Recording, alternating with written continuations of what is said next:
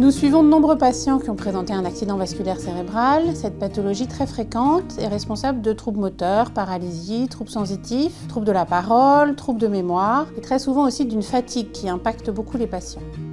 Quand un patient est accueilli au sein de l'établissement, il est pris en charge par une équipe pluriprofessionnelle de rééducation sur un plateau technique spécialisé. Cette équipe est composée de kinésithérapeutes, d'ergothérapeutes, de neuropsychologues, d'orthophonistes, de psychomotriciens, d'enseignants en activité physique adaptée et d'aides-soignants de rééducation. Mon rôle au sein de l'établissement en tant que kinésithérapeute, c'est d'accompagner le patient dans sa rééducation, de travailler sur sa mobilité et sur la reprise de la marche.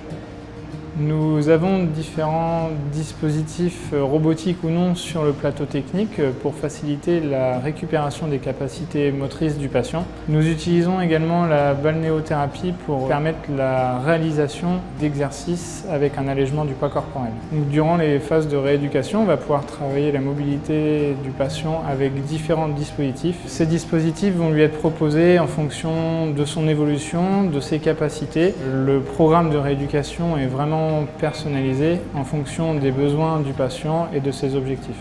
Alors nous utilisons un certain nombre de dispositifs dans l'accompagnement aux soins du patient. Nous pouvons engager sa participation à l'aide de mise en situation, comme l'activité cuisine thérapeutique. Dans les séances d'ergothérapie, nous pouvons stimuler les capacités motrices et cognitives du patient à l'aide d'équipements comme le simulateur de conduite ou l'exosquelette robotisé du membre supérieur. Tout ceci vise à améliorer son indépendance et son autonomie dans ses activités de vie quotidienne. L'équipe paramédicale, en collaboration avec l'équipe pluriprofessionnelle, travaille à l'atteinte des objectifs posés dans le projet thérapeutique. Les infirmiers et les aides-soignantes veillent également au bien-être psychologique du patient et de sa famille. Ils sont à leur écoute, ils les conseillent, ils les guident et répondent à leurs questionnements. Mon rôle au sein du centre de rééducation est la coordination de l'équipe paramédicale. Donc, les infirmiers et les aides-soignants accueillent le patient, l'installent, ils l'accompagnent tout au long de son séjour dans les gestes de la vie quotidienne, de manière à rendre le patient le plus autonome possible. La préparation de la sortie du patient est l'affaire de tous. L'ensemble des équipes hospitalières, de rééducation, sans oublier le service social, le patient et son entourage interviendront afin de rendre le retour à domicile dans les meilleures conditions possibles. Mon projet de soins est enregistré dans mon téléphone.